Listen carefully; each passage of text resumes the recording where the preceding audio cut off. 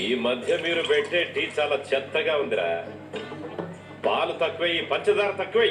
అలాగే సర్కార్ గారు. నమస్కారం సర్కార్. పేదవాడిని కనికరించండి. ఎవరు నువ్వు? ఎందుకు వచ్చావు? సర్కార్, నేను ఎడ్ల బండి నడుపుతుంటాను. కళావతి నాట్యం చూడాలనుకున్నాను సర్కార్. నాట్యం చూడాలనుకుంటే ఇక్కడికి ఎందుకు వచ్చావు? టికెట్ తీసుకొని వెళ్ళి నాట్యం చూడు. లేదు సర్కార్, అదే నా సమస్య. నా దగ్గర అంత డబ్బు ఎక్కడుంది? టికెట్ నాకు అప్పుగా ఇవ్వండి సర్కార్. ఆ అప్పు తప్పకుండా తీరుస్తాను. పిచ్చి పట్టిందేంటయ్యా నీకు? చెవుడా? చెప్పేది వినిపించట్లేదా నీకు? లేదు లేదు సర్కార్, మీరే నాకు సహాయం చేయగలరు. ఒకసారి కళావతిని నాసిక్లో చూశాను. అప్పటి నుంచి తనకు అభిమానం అయ్యాను సర్కార్. రాత్రుల్లో నిద్ర పట్టడం లేదు, పగలు ప్రశాంతంగా ఉండడం లేదు. నాకు తను షిరిడీలో ఉందని తెలిసింది సర్కార్. ఒకసారి తన నాట్యాన్ని చూడటం కోసం నేను ఏమైనా చేస్తాను. నన్ను నేను తాకట్టు కూడా పెట్టుకుంటాను మీ దగ్గర. మూరు కూడా నిన్ను తాకట్టు పెట్టుకుంటే నాకేమొస్తుందిరా? సరే సరేలే, రేపొచ్చి నీ ఎద్దుల బండి తాకట్టు పెట్టి డబ్బు తీసుకెళ్ళు. ఏంటి ఆలోచిస్తున్నావు? కళావతి నాట్యం ముందు నీ ఎడ్ల బండి ఎంత హ్యాసలో. అది కాకుండా నీకు ఎలాగో రాత్రిలో నిద్ర పట్టట్లేదు, పగలు ప్రశాంతంగా ఉండట్లేదు. ఇక ఎడ్ల బండిని నువ్వు ఎలా నడుపుతావు? సరే సర్కార్, నేను రేపు వచ్చి నా ఎడ్ల బండిని తాకట్టు పెడతాను. నీకిప్పుడు అంత డబ్బు అవసరం ఏమొచ్చింది కైలాష్?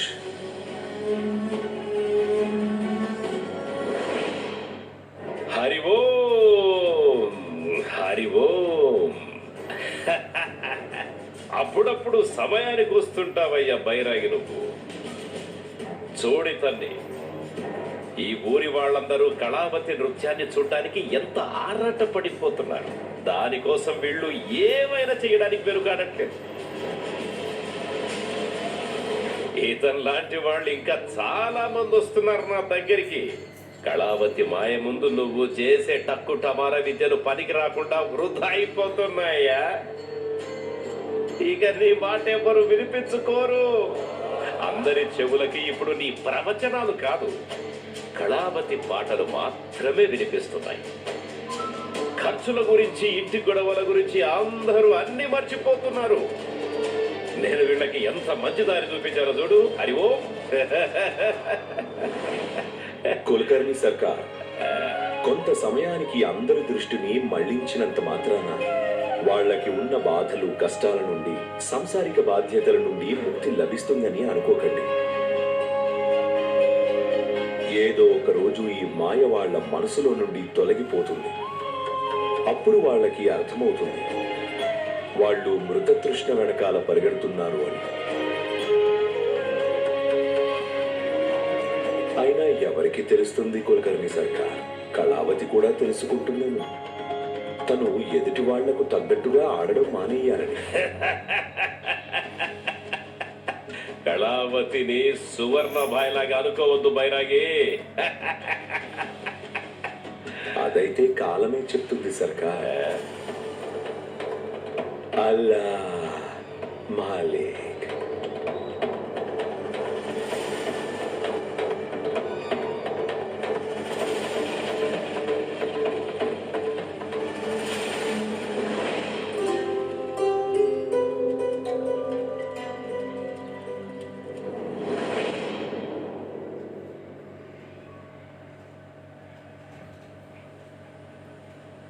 కళావతి,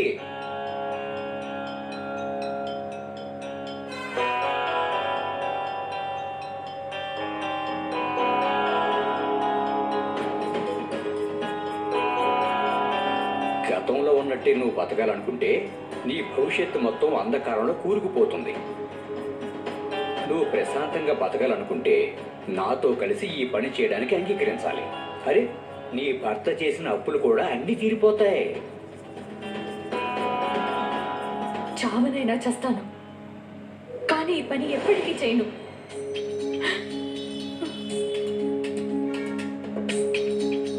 కళావతి, ఒక విషయం చెప్తున్నా. నీ భర్త చనిపోయాడు కదా అని అప్పు తీర్చక్కర్లేదు అనుకోకు.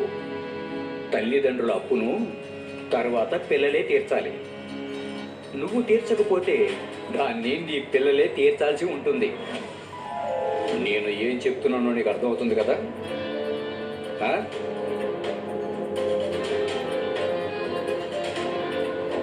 లేదు లేదు, నేను నేను మీతో పాటు వస్తాను. ఏర్పాట్లు చేసుకో. ఉం?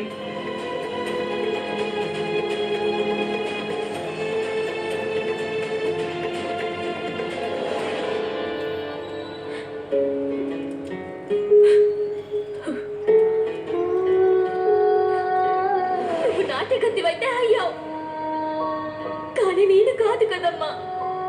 దానికి నేనెందుకు అనుభవించాలి?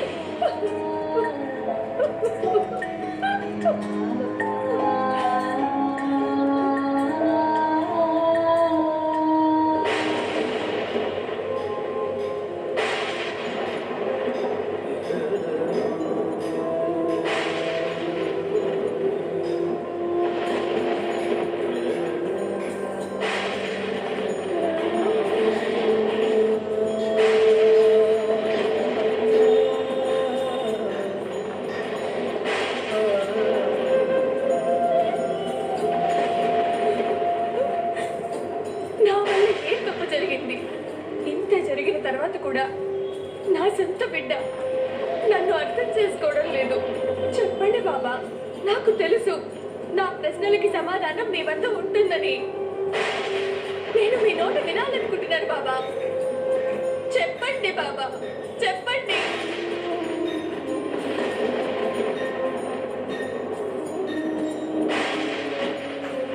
ఏం తప్పు జరిగింది నా వల్ల? ఇంత చేసిన తర్వాత కూడా నా సొంత బిడ్డ నన్ను అర్థం చేసుకోవడం లేదు.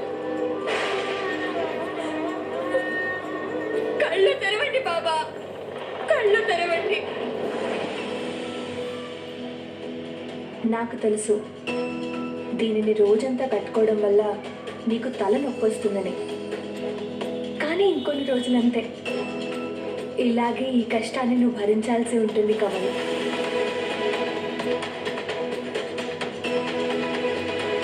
అమ్మా, కనీసం ఒంటరిగా ఉన్నప్పుడైనా కమల అనొచ్చు కదా.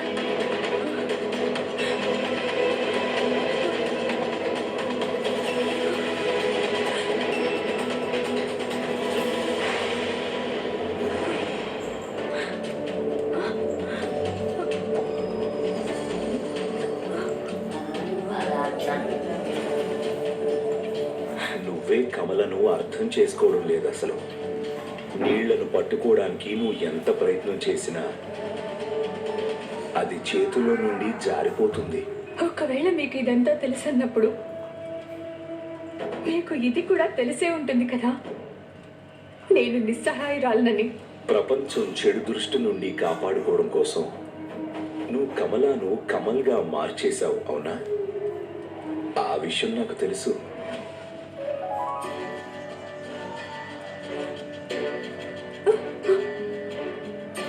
బాబా, నేను ఎవ్వరికీ ఏమీ చెప్పను కళావతి.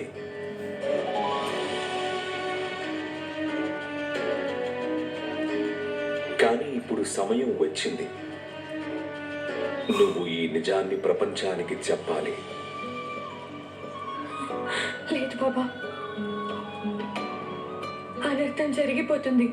మీకు తెలియదు బాబా, ఈ ప్రపంచం నాట్యగత్తె కూతుర్ని ఏ దృష్టితో చూస్తుందో. నేను తన తల్లిని. తనని కాపాడడం నా బాధ్యత బాబా. కళావతి,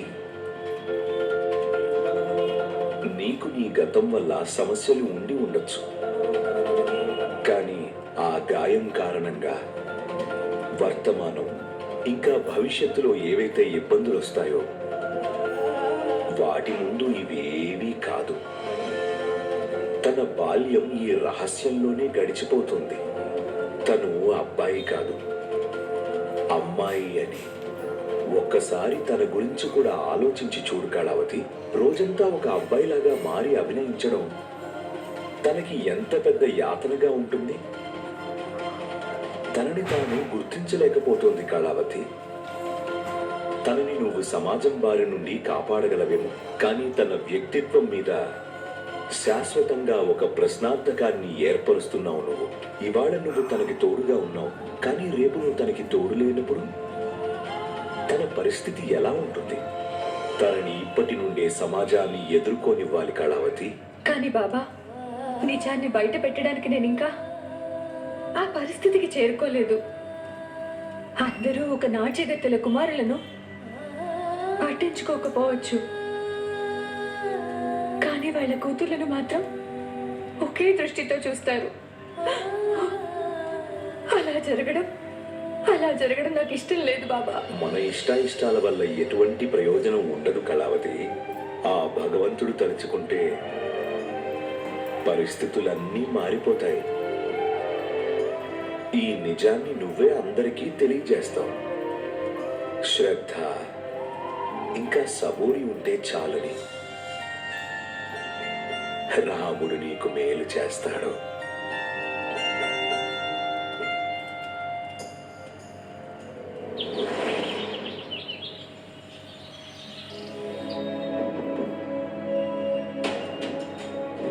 మిల్లు సైరన్ 2 సార్లు మోగింది. నువ్వు ఇంకా తయారవకుండా కూర్చున్నావు. పని చేయాలంటే సమయానికి వెళ్ళాలి కదా. అది నేను చెప్పడం మర్చిపోయాను. నన్ను మిల్లుకి 1-2 రోజుల తర్వాత రమ్మని చెప్పారు. కానీ నువ్వే కదా అన్నావు ఇవాళ నుండే వెళ్ళాలి అని. ఇప్పుడు నన్నేం చేయమంటావు అమ్మా? ఆయనే నాకు అలా చెప్పారు. లేదు లేదు, నేనేమీ అలా చెప్పలేదు.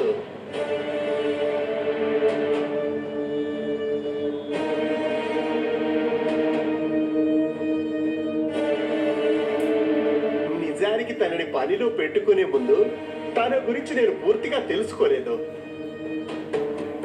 నిన్న తను వచ్చిన తర్వాతే తెలిసింది అసలు తను ఎలాంటి వాడని. అందుకనే నేను తనకి పెద్ద పని ఇవ్వాలని అనుకుంటున్నాను. ఎక్కువ డబ్బులు వచ్చే పని. ఇది చాలా సంతోషకరమైన విషయం. ఏ పదవినిస్తున్నారు? గూండా పదవి.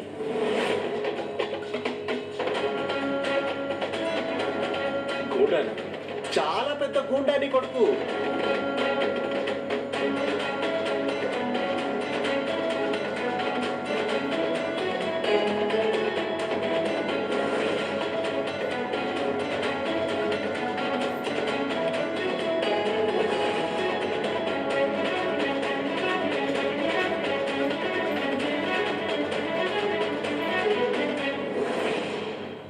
తన కోసం మిల్లులో ఎటువంటి పని లేదు.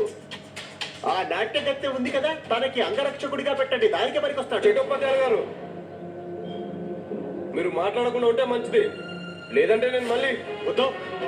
అయ్యో, ఎందుకంత కోప్పడుతున్నావు? ఇప్పుడు లెక్క సరిపోయింది కదా. నువ్వు మా ఆఫీస్ కు వచ్చి నాతో గొడవ పడ్డావు కదా, అది కూడా ఆ నాట్యగత్తె కోసమా? నా పని వాళ్ళ ముందు నన్ను అవమానించావు. అందుకే నేను మీ ఇంటికి వచ్చి నీ గురించి నిజం చెప్పేశాను.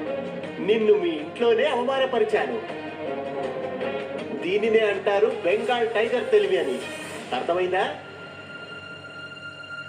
రౌడీ వెధవా. తను ఏమంటున్నాడు ఉత్తమ్? ఇదంతా ఏంటి? నాకు వివరంగా చెప్పు. ఉత్తమ్,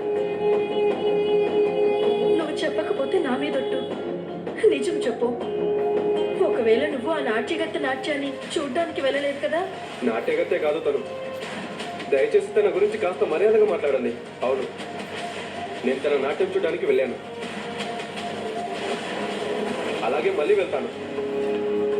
ఎందుకంటే తను నాకు చాలా బాగా నచ్చింది. తన్ని చూస్తే సంతోషంగా అనిపిస్తుంది. నన్ను ఇక్కడ ఎవరు ఆపలేరు. చాలొద్దు, ఇక మాట్లాడుకో. ఉత్తమ్,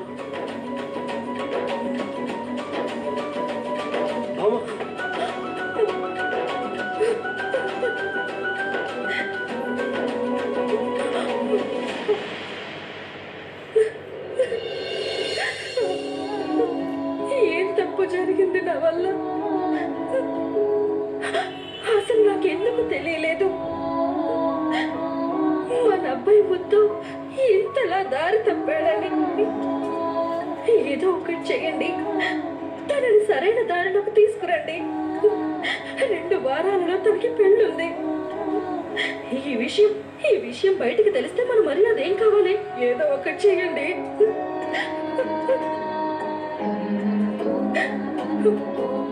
ఇక సాయి మాత్రమే మనకి సహాయం చేయగలరు.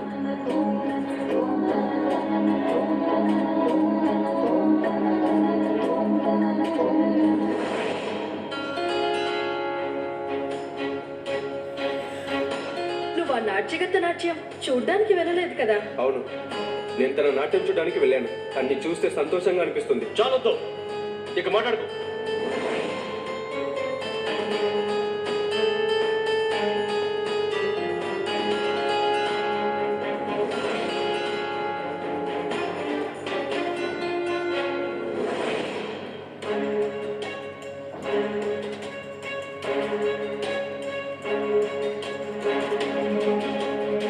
ఇప్పుడు ఈయన గొడవ చేసి అందరికీ చెప్పడు కదా నేను కళావతి ఇంటి బయట ఉన్నాను అని.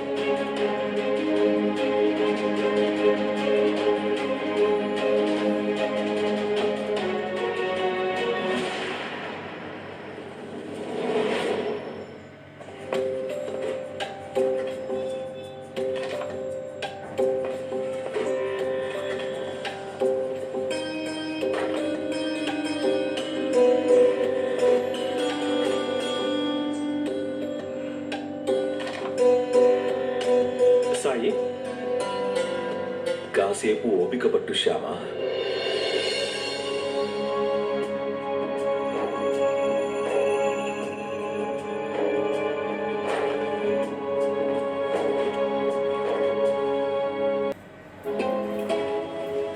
సాయి,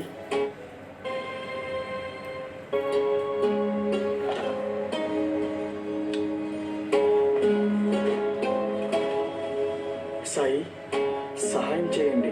ఊరి బావిలోకి వర్షం కారణంగా మట్టి వచ్చేసింది. నీళ్లు మొత్తం మురికైపోయాయి. నదిలో కూడా అడవిలోని చెత్త బాగా వచ్చి చేరింది. తాగడానికి నీళ్ళక్కడ సరిగా లేవు. మీరే ఏదో ఒకటి చేయాలి సాయి, లేకపోతే మాకు కష్టం అవుతుంది.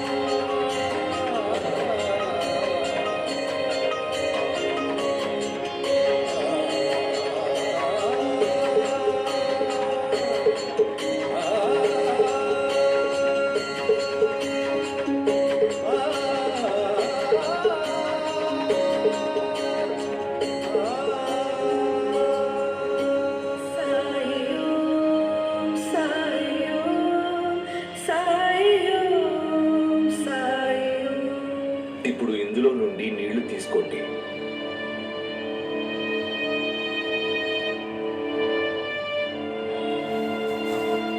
కానీ సాయి, ఈ నీళ్లు ఇంకా మురికిగా ఉన్నాయి. శ్రద్ధ ఇంకా సబూరి ఉండాలి.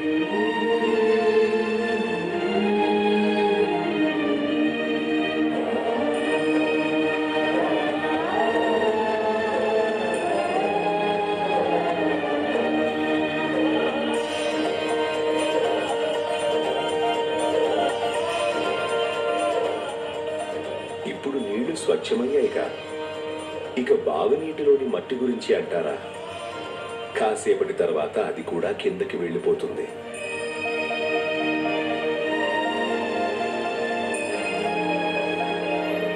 ఓం సాయిరామ్.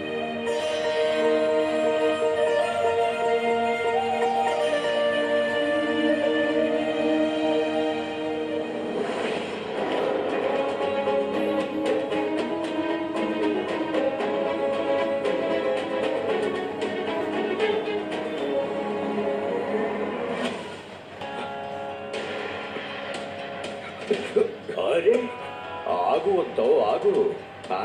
ఆగు. నువ్వు కళావతి ఇంట్లోకి తొంగి చూడడం చూసిన దగ్గర నుండి నన్ను చూసిన ప్రతిసారి నువ్వు ఏదో భూతాన్ని చూసినట్టు పారిపోతున్నావు. ఎందుకు? నీకు నా పేరు ఎలా తెలుసు? నాకు నీ పేరు మాత్రమే కాదు, నాకు నీ మొత్తం జాతకం కూడా బాగా తెలుసు. అరే కంగారు పడుకోవద్దవా, కంగారు పడకు. నీ గురించి నాకు పూర్తిగా తెలుసని చెప్పాగా. నాకు ఇంకో విషయం తెలుసు, 2 వారాల్లో నీకు పెళ్లి జరగబోతోంది. కానీ నీ మనసు మాత్రం కళావతి దగ్గర చిక్కుకుని ఉంది. అరే ఇందులో ఎలాంటి తప్పు లేదు వద్దావు. నువ్వు మగాడివి కదా, నీ మగతనానికి ఆనవాడు అంతే. కానీ నువ్వు ప్రేమించావు కాబట్టి కాస్త ధైర్యం చూపించాలి. నువ్వు కళావతికి దగ్గర కావాలంటే కళావతి కూడా నిన్ను ప్రత్యేకం అనుకోవాలి. దగ్గర కావాలంటే కళావతి కూడా నిన్ను ప్రత్యేకం అనుకోవాలి.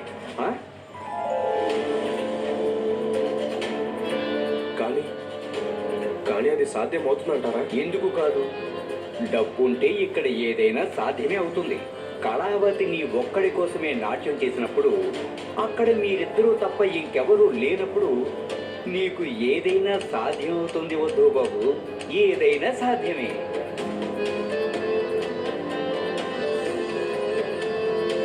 తను నాకు సొంతమవుతుందా? నాకు మాత్రమే సొంతం.